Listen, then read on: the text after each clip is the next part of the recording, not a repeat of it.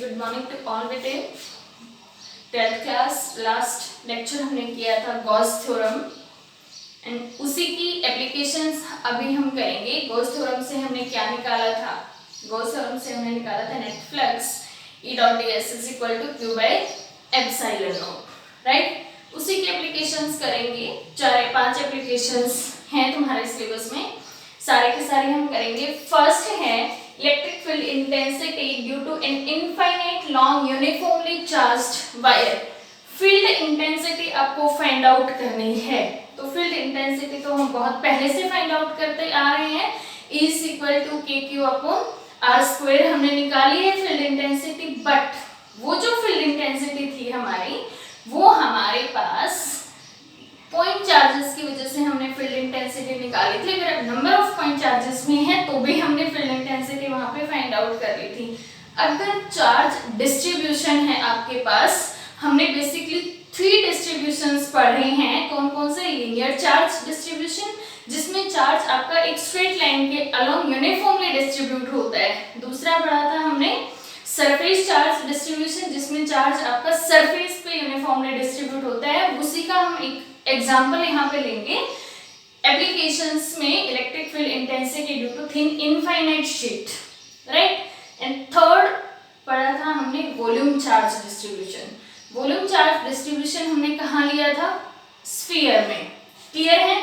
तो यहाँ पे आपके पास है electric field intensity due to infinite. जो टास्क है आपके पास वो है इन्फिनिटी। जो लेंथ है वायर की वो कैसे है? इन्फिनिटी।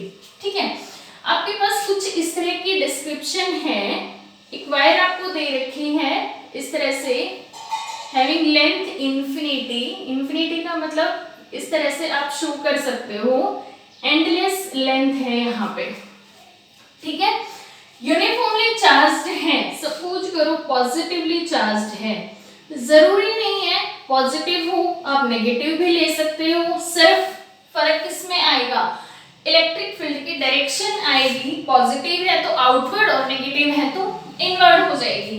तो यहाँ पे जो वायर है आपका वो यूनिफॉर्मली चार्ज्ड है बाय पॉजिटिव चार्जेस। लेंथ है वो इन्फिनिटी है, minus infinity two plus infinity आप ले सकते हो, राइट।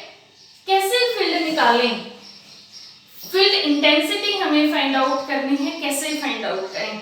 लेंथ आपको पता नहीं है, सरफेस आप ड्रॉ नहीं कर सकते हो, तो उसके लिए हम क्या करेंगे? अगर इनफाइनाइट लेंथ है तो इसके एक स्मॉल लाइन एलिमेंट की वजह से तो हम फील्ड फाइंड आउट कर ही सकते हैं। ठीक है, सपोज करो आपको इसी के किसी पॉइंट P पे, यहाँ पे जो वायर से R डिस्टेंस पे है, कितने डिस्टेंस पे है? R पे, इस पॉइंट पे आपको फील्ड फाइंड आउट करना है, राइट। तो यहाँ पे हमें डायरेक्शन पता होगी क्या है, लेकिन वो डायरेक्शन हमें एक पॉइंट चार्ज की वजह से पता है कि रेडियली आउटवर्ड है या इनवर्ड है, राइट। अब इसके लिए हम क्या करेंगे? इसके लिए हम करेंगे जो लाइन हमने, जो लीनियर चार्ज डिस्ट्रीब्यूशन हमने लिया हुआ है, उस इनफाइनाइट वायर के पेयर ऑफ एलिमेंट हम कंसीडर कर लें। मींस जहां से आपने अपना पोजीशन वेक्टर कंसीडर किया है उससे इक्वल डिस्टेंस पे यहाँ पे हमने एक छोटा सा लाइन एलिमेंट मान लिया। क्लियर है? That is P1। Same distance पे यहाँ पे हमने एक लाइन एलिमेंट कंसीडर कर लिया, दैट इज P2, राइट। अब हमारे पास इस P1 और P2 में चार्जेस हैं, वो something like to be a point charges. उनकी वजह से हम P पॉइंट पे फील्ड फाइंड आउट कर सकते हैं। मान लो हमने P1 की वजह से फील्ड निकाला, P पे उसकी डायरेक्शन है वो क्या होगी? ये होगी, दैट इज E1। इसी तरह से P2 की वजह से फील्ड फाइंड आउट करोगे, उसकी डायरेक्शन क्या होगी? ये होगी, दैट इज E2। ठीक है, लेकिन अब दिक्कत ये होगी कि अब जो दोनों फील्ड हैं वो हमारे पास इंक्लाइंड फील्ड हैं, और इंक्लाइंड फील्ड हम फाइंड आउट नहीं कर पाते हैं। इंक्लाइंड फील्ड है तो इंक्लाइंड फील्ड की वैल्यूज फाइंड आउट करने के लिए पहले उन्हें क्या करना होता है? रिजॉल्व करना होता है। तो इस P पॉइंट पे हम फील्ड को रिजॉल्व करें, E1 को रिजॉल्व करें, इवन का एक कंपोनेंट होगा आपका along position vector. Position vector आपके पास क्या है, r, that is E1 cos of theta, जो पोजीशन वेक्टर के अलोंग कंपोनेंट होता है, राइट।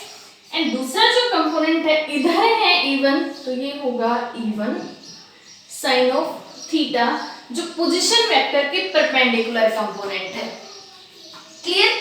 यहाँ जो आपका रेजोल्यूशन है उसमें मोस्टली बच्चे मिस्टेक कर जाते हैं, वो ये करते हैं जब इवन को रिजॉल्व करते हैं तो that is cos theta and ये साइन थीटा, नहीं, ध्यान दें दो दोबारा से, पोजीशन वेक्टर ये है और इसके अलोंग जो कंपोनेंट है वो हॉरिजॉन्टल कंपोनेंट।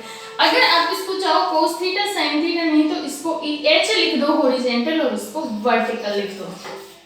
क्लियर है। इसी तरह से ये E1 का हॉरिजॉन्टल है, ये E1 का वर्टिकल है। E2 को रिजॉल्व करोगे तो एक कंपोनेंट तो आपका इधर ही होगा, E2 का हॉरिजॉन्टल और E2 का वर्टिकल कंपोनेंट। ठीक है, ध्यान से देखो, जो ये वाले कंपोनेंट हैं वो तो एक दूसरे को क्या कर रहे हैं, कैंसिल आउट कर रहे हैं। जो नेट फील्ड बचा है वो सिर्फ किसकी वजह से बच रहा है, हॉरिजॉन्टल कंपोनेंट की वजह से। जो डायरेक्शन आई है आपकी फील्ड की, वो ध्यान से देखो, ये वायर पॉजिटिवली चार्ज्ड इस तरह से, and that is the direction of electric field. E1 और E2 दोनों इसी में आए हैं, आ रहे हैं, और यही डायरेक्शन हमारे पास फील्ड की फाइंड आउट हुई है। ठीक है, तो एक मोटा मोटा कंक्लूजन हमने यहाँ पे निकाल लिया। अगर आपके पास थिन वायर है, अगर आपके पास लीनियर चार्ज डिस्ट्रीब्यूशन है, वायर पे यूनिफॉर्मली डिस्ट्रीब्यूट है, तो उसका जो फील्ड है वो रेडियली आउटवर्ड होगा या इनवर्ड होगा, लेकिन होगा किसके along, radius vector. Radius vector के अलोंग फील्ड होने का मतलब है along position vector. Position vector के अलोंग जितने भी फील्ड आते हैं दैट इज रेडियल फील्ड, उनको हम क्या बोलते हैं, रेडियल फील्ड बोलते हैं। तो अब देखो आपके पास फील्ड की डायरेक्शन ये आई है, ये P पॉइंट है। ठीक है, इसी तरह से यहाँ अगर P पॉइंट पे हम फील्ड निकालेंगे तो वो भी इतना ही होगा जितना यहाँ है।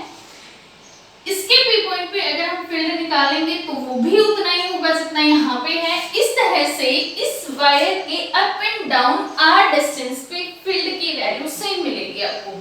ठीक है, एक नया डायग्राम ड्रॉ करते हैं। अगर लेंथ इंफिनिटी है तो आप सिर्फ डायरेक्शन फाइंड आउट कर पाए हो इस तरह से, ये इनफाइनाइट लेंथ है वायर की, आपने सिर्फ डायरेक्शन निकाली है। अगर पॉइंट आप अप ले रहे हो तो ये होगी एंड डाउन ले रहे हो तो ये होगी। ठीक है, अगर आपको यूज करनी है गॉस थ्योरम, हम एप्लीकेशन किसकी कर रहे हैं, गॉस थ्योरम की, तो फर्स्ट आपका जो पॉइंट है वो ये होगा। एक प्रॉब्लम हमारी ऑलरेडी सॉल्व हो चुकी है, direction of electric field that is along position vector. ठीक है, तो वो प्रॉब्लम हमारी सॉल्व हो गई। पॉजिटिवली चार्ज्ड वायर है, डायरेक्शन हमें पता है क्या होगी, पोजीशन वेक्टर के अलोंग डायरेक्शन होगी। ठीक है, सेकेंड जो कंडीशन थी वो ये थी, आपको एक गॉसियन सरफेस ड्रॉ करना है and that Gaussian surface must be symmetric. क्या होना चाहिए, सिमेट्रिक। तो अगर वायर आपके पास लीनियर है, ठीक है, तो सिमेट्री क्या होगी, अगर लाइन पे चार्जेस हैं तो सिमेट्री क्या होगी, एक चार्ज आपके पास यहाँ था और एक चार्ज आपके पास यहाँ था, डाइपोल हमने बनाया था और सिमेट्री ड्रॉ कर ली थी, कैसे आई थी, सिलेंड्रिकल। तो अगर लाइन चार्ज डिस्ट्रीब्यूशन है मींस अब चार्जेस यहाँ पे हैं तो भी तो सिमेट्री क्या रहेगी, सिलेंड्रिकल सिमेट्री रहेगी, क्योंकि यहाँ से भी तो इक्वल डिस्टेंस पे हर एक पॉइंट पे फील्ड क्या आ रहा है, सेम आ रहा है। ठीक है, सेकेंड कंडीशन, वायर तो लॉन्ग है, इनफाइनाइट है, बट इनफाइनाइट लेंथ का हम फील्ड फाइंड आउट नहीं कर पाएंगे। हमें क्या करना होगा, जो इनफाइनाइट लेंथ की वायर ली थी उसमें से एक L लेंथ की वायर हमने कंसीडर कर ली, काट ली, उसमें से निकाल लिया एक छोटा सा टुकड़ा जिसकी लेंथ कितनी है, L है, और उसी L को लेंथ मान के हमने एक सिमेट्री ड्रॉ कर ली and that symmetry is cylindrical. Symmetry कैसे है वहां पे, सिलेंड्रिकल सिमेट्री है, और सिमेट्री हमने फील्ड में ड्रॉ करनी सीखी थी और हमें आती है ड्रॉ करनी इस तरह से, ठीक है। वायर आपकी क्या थी, इनफाइनाइट थी, बट उसमें से एल लेंथ का सिलेंडर हमने बना लिया काट के। क्लियर है। जो डिस्टेंस है वायर से अप एंड डाउन जहां हमने सिमेट्री ड्रॉ की है दैट इज आर, ठीक है। सिलेंडर बनता है इस तरह से, आपके पास ये एक सरफेस जिसका एक्सिस ये है, ध्यान से देखो, जिसका एक्सिस क्या है, ये है। यहाँ पे भी क्या होगा, एक सर्कुलर सरफेस होगा, स्फेरिकल सरफेस होगा। तो यहाँ से इक्वल डिस्टेंसेस पे फील्ड की वैल्यू क्या रहेगी, सेम रहेगी अप एंड डाउन। तो ये वाला जो सरफेस है हमारे पास ये है। इसी तरह से second surface and third surface, इस पे बना curved surface, that is the best example of cylinder. First surface जो हमने यहाँ पे फ्रंट में दिखा रखा है, ठीक है। सेकेंड सरफेस जो ये वाला है, एंड दैट इज द जो व्हाइट कलर्ड है, ये आपके पास से कर्व्ड सरफेस बन गया। इसके एक्सिस से, इसके बिल्कुल बीच से हमने एक चार्ज्ड वायर को पास करा दिया, ठीक है। सेंटर से पास हो रही है, एक्सिस से पास हो रही है, तो चारों तरफ जो फील्ड की वैल्यू है वो इक्वल डिस्टेंस पे क्या रहेगी, सेम रहेगी। वो वैल्यू हमें फाइंड आउट करनी है, ठीक है। गॉस थ्योरम निकालनी है तो मस्ट भी हमें क्या मानने पड़ेंगे, सरफेसेस हमने मान लिया, that is the first surface. Area vector क्या होगा, इसको लिखेंगे कैसे, इसको हमने ds माना है, तो इसका एरिया वेक्टर की डायरेक्शन है वो क्या होगी, n कैप। और यहां से अगर आपको ds वेक्टर लिखना है तो n cap ds। First surface जितना एरिया यहाँ पे है, अगर सिलेंडर है तो सेकंड सरफेस का एरिया भी उतना ही होगा। तो वहां से भी हमने एक सरफेस कंसीडर कर लिया, दैट इज ds, और उसका नॉर्मल है वो भी कहाँ होगा, आउटवर्ड। तो यहां से आप ds को लिखोगे तो क्या आएगा, n कैप ds। इसको आप मान लो सेकेंड सरफेस, राइट। थर्ड हमने कंसीडर किया कोई कर्व्ड सरफेस, ये वाला कर्व्ड सरफेस, ठीक है। इसका नॉर्मल कहाँ होगा, सरफेस के perpendicular outward, that is n cap. Clear है। यहां से अगर आप ds को लिखोगे तो वो भी क्या आएगा, n cap ds, and that is the third surface. ये तो बात होगी, ए वेक्टर हमने कंसीडर कर लिया। What is the direction of field, अभी अभी हमने निकाला, ये सिलेंडर फील्ड कहाँ जा रहा है, आउटवर्ड। कहाँ आ रहा है, आउटवर्ड, ठीक है। सिलेंडर से चारों तरफ फील्ड की डायरेक्शन क्या है, रेडियस वेक्टर के अलोंग है, बाहर की तरफ फील्ड आ रहा है। तो इस पोजीशन पे अगर आप फील्ड निकालोगे तो that is the direction of electric field, यही है। इस पोजीशन पे फील्ड निकालोगे तो that is the direction of electric field. यहां पे फील्ड निकालोगे तो that is the direction of electric field. Clear है।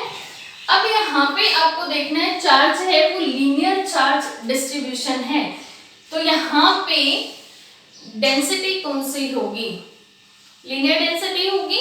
और लीनियर डेंसिटी को हम किससे दिखाते हैं, लैम्डा से। Lambda is the linear charge density, linear charge density. Formula क्या होता है डेंसिटी का, charge per unit length Q by L, ठीक है। What is the Q, Q is the total charge,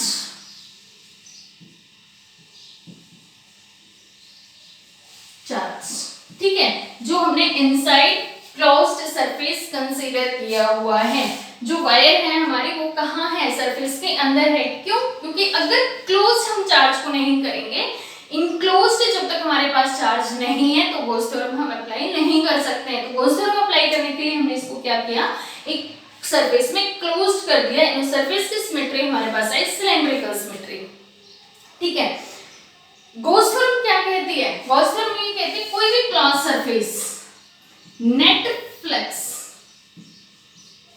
over a close surface कितनी आती है, surface integral of E dot ds is equal to Q by epsilon naught, ये आती है। ये find out करना है हमें, हमारा जो टास्क है वो इसको फाइंड आउट करना है। कैसे हम इसको फाइंड आउट करें वो देखना है हमें।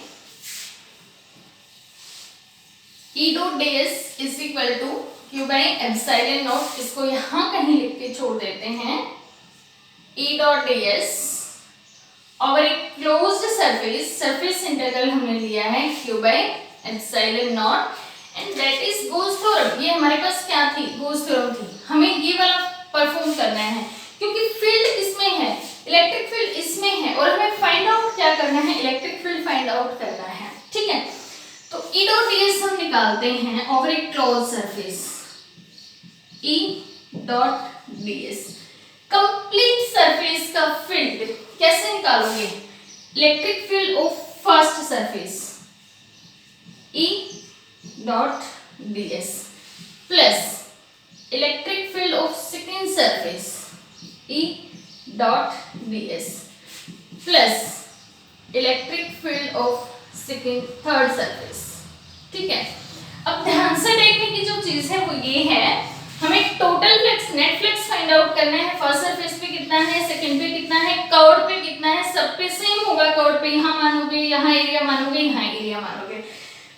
जब हमने नेट फ्लक्स निकाला तो हमने तीनों सरफेसेस का निकाल के ऐड कर दिया, लेकिन जब सरफेसेस हमने इंडिविजुअली लिए तो क्लोज नहीं लिए। क्यों नहीं लिए, बहुत बार बच्चे यही मिस्टेक करते हैं, यहाँ क्लोज, यहाँ क्लोज, यहाँ क्लोज लगा के छोड़ाते हैं। ठीक है, ध्यान से देखो, जब सरफेस कंप्लीट था तो क्लोज्ड था, लेकिन अगर ये सरफेस अकेला लेते हो तो क्लोज नहीं है, अगर अकेला कर्व लेते हो तो भी क्लोज नहीं है, अकेला सेकंड सरफेस लेते हो तो भी क्लोज नहीं है। इंडिविजुअली सरफेसेस क्लोज नहीं है। ठीक है, जो कि टोटल सरफेस है वो क्लोज है। यहाँ पे आपको सर्फ फ्लक्स निकालना है। हम इसको E डॉट ds को क्यू बाई एप्सिलॉन नॉट के इक्वल नहीं रखेंगे, हम इसको रखेंगे क्योंकि यहाँ पे सरफेस क्या है, क्लोज्ड है। अब ध्यान से देखो, E डॉट ds का मतलब है E ds cos ऑफ, इसको ऐसे लिख दें E ds cos of theta, इसको भी ऐसे ही लिखें, इसको भी ऐसे ही लिखें। फर्स्ट सरफेस में देखो, फर्स्ट सरफेस ये है, ये electric field and that is the direction of normal, दोनों के बीच में एंगल कितना है 90 डिग्री, cos 90 0, फर्स्ट की वजह से फील्ड कितना 0, प्लस सेकेंड सरफेस कौन सा है, वही कहानी यहाँ पे है, नॉर्मल और फील्ड के बीच में एंगल कितना है 90 डिग्री, तो ये वाला फील्ड भी कितना हो गया 0। यहाँ कुछ हमें पॉसिबिलिटी नजर आ रही है कि हम फील्ड निकाल पाएंगे। थर्ड सरफेस पे फील्ड और नॉर्मल की डायरेक्शंस हैं वो सेम है, मींस थीटा इज 0। अगर थीटा 0 है यहाँ पे तो आपके पास आ गया E ds इंटीग्रेशन। अब ये वाली वैल्यू है ये इसके इक्वल आ गई है। ठीक है, इसको अब हम लिखते हैं as it is close surface E ds। ठीक है, सॉल्व करना है इसको। E dot ds is equal to integration of E ds। Third surface ये हमारे पास था। ठीक है,